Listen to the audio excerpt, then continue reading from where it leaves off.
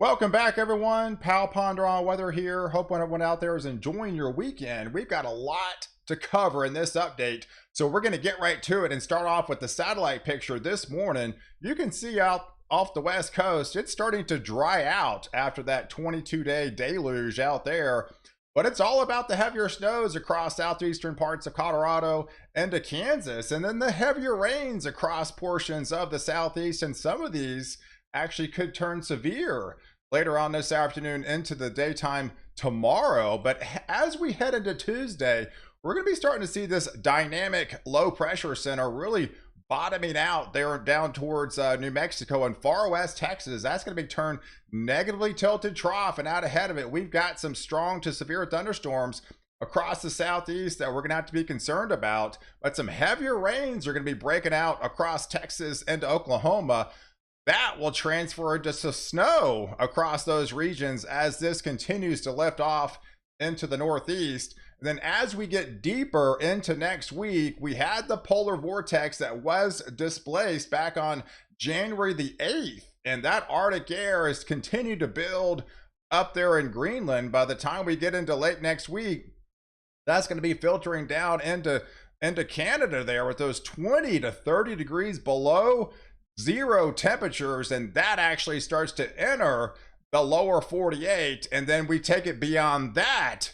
The Arctic Express, the plunge in temperatures takes place around the first week of February, with those well below average temperatures plunging all the way down into the deep south of Texas. So if you are new to the channel and like detailed weather breakdowns on North America, hit the subscribe button and you're in. You get all my daily content on this channel. And it's also important to hit the like button as well. It definitely helps out more than you know. So coming up on the day on Monday, I'm actually going to be doing a free giveaway to one of these Weatherflow Tempest weather stations. This is the weather station I've actually personally owned myself for the past 3 years. I love it. It does a little bit of everything out there. You can actually, connect it with your irrigation system.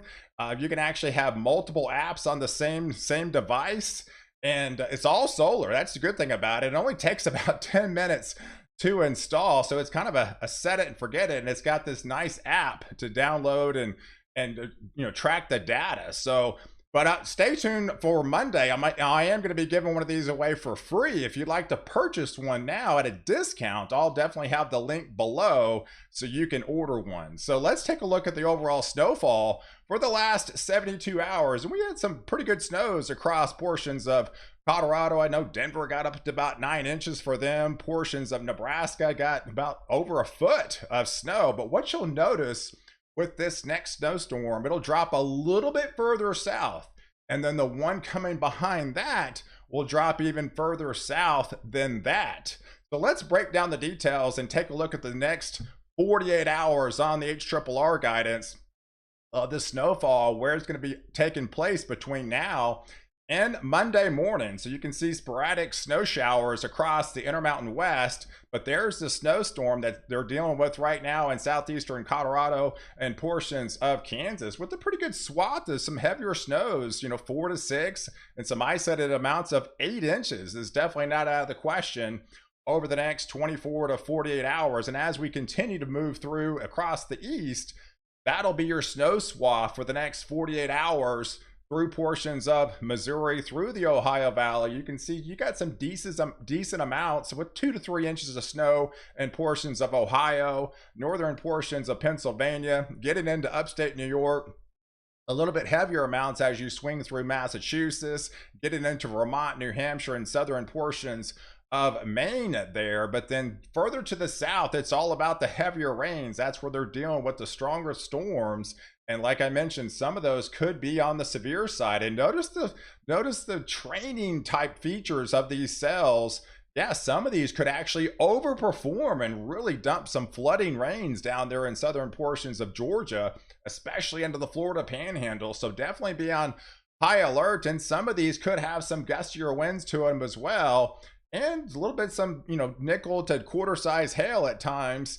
But then some decent amounts as you head up the East Coast, and as you get up into portions of the Northeast, about a 1/2 inch to possibly 3/4 of an inch over the next 2 days. So now let's take a look at that secondary system, because this is the one that's getting a little bit bigger than expected as this low pressure continues to dive and track further west. It's definitely dragging down some of that colder air, and it goes negatively tilted. So it's not about the severe weather in Texas. It's all about the chilly rain that's going to be breaking out across central Texas and eastern parts of Texas. But then as the low really drags down that colder air, it'll be transferring to all snow there in Amarillo, places into Lubbock. That'll switch over into portions of, say, Wichita Falls. And that will eventually change the rain over to some snow in and around the Dallas-Fort Worth area, especially points northbound across the Red River, and then really intensify as you head towards into Oklahoma. So, but look at the temperatures. This is about 3 o'clock in the afternoon on Tuesday. So across that low pressure center, it's got its own cold core with it. Look at the southeast. We've got temperatures across portions into the 60s, but where the snow is flying, it's in the middle 30s. And yes, that is snow. It'll be snowing in the middle 30s with some heavier, just wet snow for them.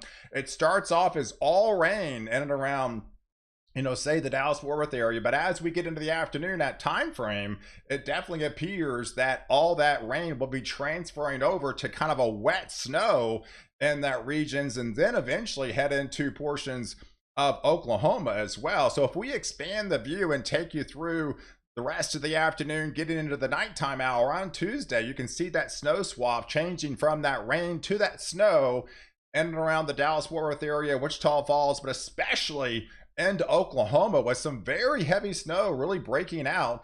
To the south, we're having to deal with those stronger to severe thunderstorms and some heavier rain. So we've got some good soaking rains for a good part of Texas. It's just the northern side, you're going to be dealing with that transfer over to snow on the backside of this system. But in fact, here's the latest update from the National Weather Service come out of Dallas. They've got that transition starting off as a chilly rain in the morning time, but as we head into the afternoon, it starts in the northwest regions, but then it takes it across the Dallas-Fort Worth area. If you live north of the I-20 corridor, you're probably going to be seeing a changeover of snow into the afternoon time frame, going into the evening. We're not expected to have any accumulations because the temperature is not expected to get below freezing. It's going to be a heavy kind of wet snow, 34, 35, 36 degrees type snow in and around for the Dallas-Fort Worth area. And then that will obviously get a little bit heavier as you head into Oklahoma. But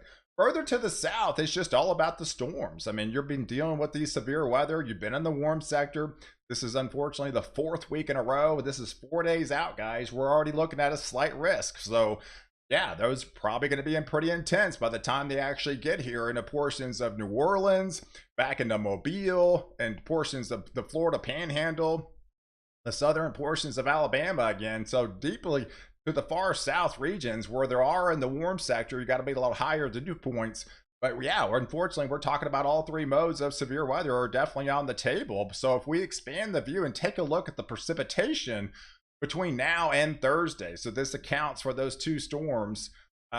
Yeah, look at the rain. Some very welcome rain. All these areas in Texas kind of been bone dry. You've been missing out of these systems. You're not going to miss out on this one. And across Oklahoma, you've been bone dry as well. So a good 1 to 2 inches of precipitation. And like I mentioned, some of that could transfer over to snow, but it's all rain on the southeast side and even some heavier rains. You're talking 2 to 4 inches possibly over the next 5 days with this system, these multiple systems that coming across, and even some pretty healthy totals as we swing up in portions of New Jersey, getting into New York City, Vermont, New Hampshire, back into Rhode Island, across Connecticut, back into Massachusetts there with about two inches of rainfall. That's pretty high for them. But notice out west how dry it is. It's definitely starting to dry out for them.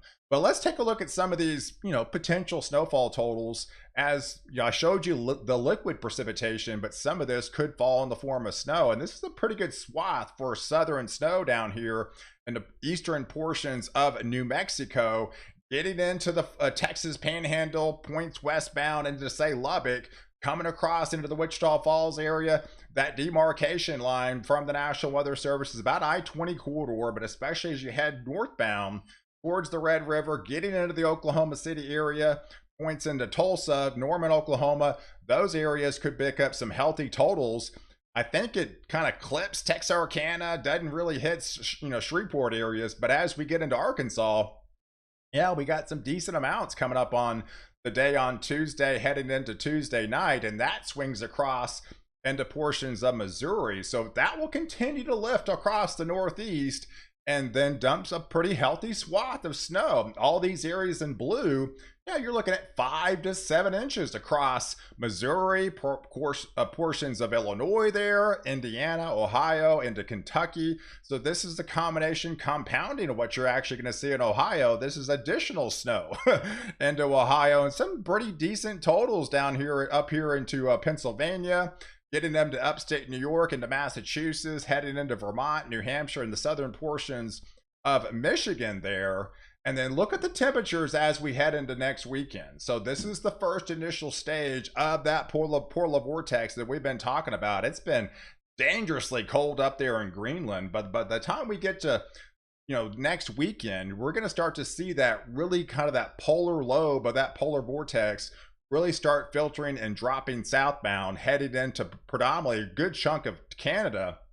I mean, look at all these temperatures back in Saskatchewan, back into Manitoba, getting into Ontario. Man, that's some serious dangerous stuff, guys. 41 below zero. That is actual temperatures, folks. This is not wind chill. This is actual temperatures. Then all those Arctic air will be plunging into Minnesota, portions of the Dakotas, getting into Iowa with those negative numbers, right? And then look further to the south, you're still colder, so you're not going to be the good thing is you're not going to have to be dealing with some severe weather down here with temperatures down here in the 40s. So that's at least a good thing, heading in deeper into the next week. So, but yes, as we get deeper into the next week, as we get into the next weekend, there's that Arctic blast that comes in and bringing some healthy snows back into portions of Montana, getting into Wyoming, but especially swinging across into portions of the Dakotas there, into portions of Nebraska. But then as we head into, again, next weekend on the bigger picture, right? So you got the Southeast ridge is just doesn't want to go away. And you've been probably dealing with this, and this is the fight that's been going on as this Arctic air, tries to plunge southbound. So as it does, it's definitely going to be fighting this Southeast ridge. No question about that. But I think it's going to be able to lose the battle, because by the time we head into Monday, so this is at the end of the month, this is your 30th time frame. This is the Canadian now, seeing that cold air as well with those negative numbers. Look at 31 degrees below zero there up into Montana, widespread 20 below. This is dangerous stuff, guys.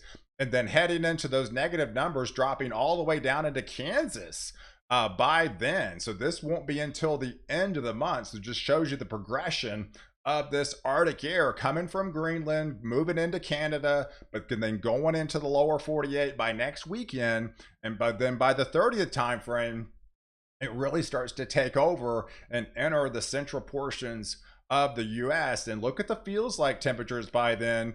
That's some serious frostbiting cold stuff, guys. And 40 below zero, if not approaching 50 below zero with those feels like temperatures. And those single digits get all the way down into the Texas panhandle again. You're fighting that southwest ridge, but I think the Arctic air will eventually lose the war on that. So here's the overall setup from the Climate Prediction Center, highlighting that Arctic air from the January 28th time frame through the 31st time frame of those very cold temperatures entering the upper Midwest through all the way down into portions of Kansas. Once we swing a little bit further south, extending into portions the first couple of days into February, through the 2nd, it has that Arctic air plunging all the way down into Oklahoma, Missouri, back into Texas again, right? Here's the Southeast ridge down here. So as that Arctic air continues to plunge, and then as we go into the 4th, say the 5th time frame, it really starts to take over. It eventually plunges all the way down into Mexico again. We've got those 20, 30, if not 40 degrees below, normal temperatures by then. So then the true Arctic Express, the Siberian Express, will be back on the table. Kind of what you saw, as that third week of December, right before Christmas time frame. I think we get hit again in the first week of February. So let's break this thing down for you. Here's the latest European guidance over the next 7 days as far as your snowstorms. Got the initial one here. You've got that secondary storm that drops a little bit further south. That's the snow that blankets New Mexico, across portions of Texas into Oklahoma, through Arkansas and Missouri. And you got a pretty good swath through the Ohio Valley, but especially some pretty impressive amounts up there into the mid-Atlantic and across into the Northeast. And you've got some healthy totals as well across Idaho into Montana, back into Wyoming. But look at the GFS. It's got pretty much, model congruency there with the same kind of trend, but it's a little bit more bullish on those snowfall totals, needless to say, across northern portions of Texas and the Panhandle, especially across Oklahoma. If that happens, that would be some crazy stuff of 12, 14, almost 2 feet of snow.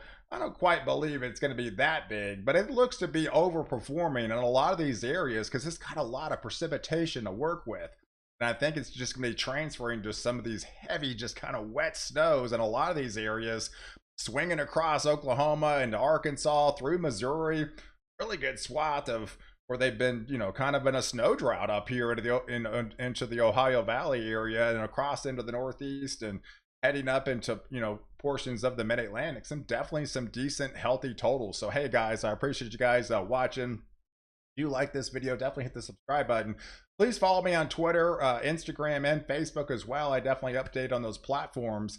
And catch me in the next update, where I protect you before and after the storm.